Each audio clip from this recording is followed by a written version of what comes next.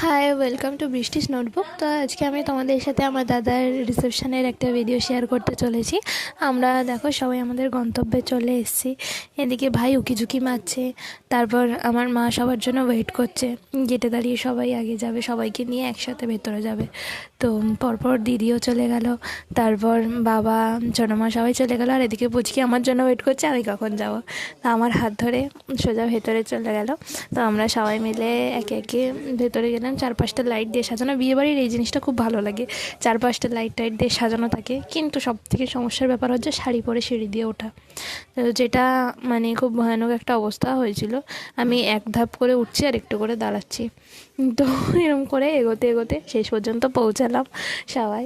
তো প্রথমেই মা পিসিদের সাথে দেখা করলো, সবাই অনেক দিন পরে দেখা হলে যা হয়। আর এদিকে দেখি আমাদের ঘচু ফুচকা খাচ্ছে, টপা টপ ফুচকা খাচ্ছে।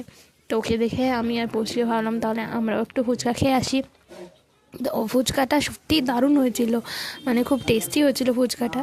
তো এই যে পুচকিকে একটু দেখিয়ে দিই, ও ফুচকা খেতে ব্যস্ত, খুবই এক্সাইটেড ফুচকা খাওয়ার পরে ভাই আমাদের জন্য চিকেন পাকোড়া এনে দিয়েছিল।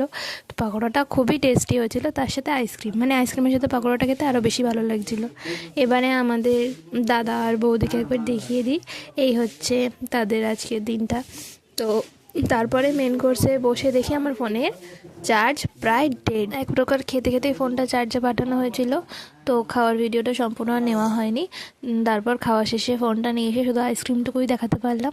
তো এখন এই পর্যন্তই, নেক্সট ভিডিওতে দেখা হচ্ছে। আপাতত টাটা, বাই।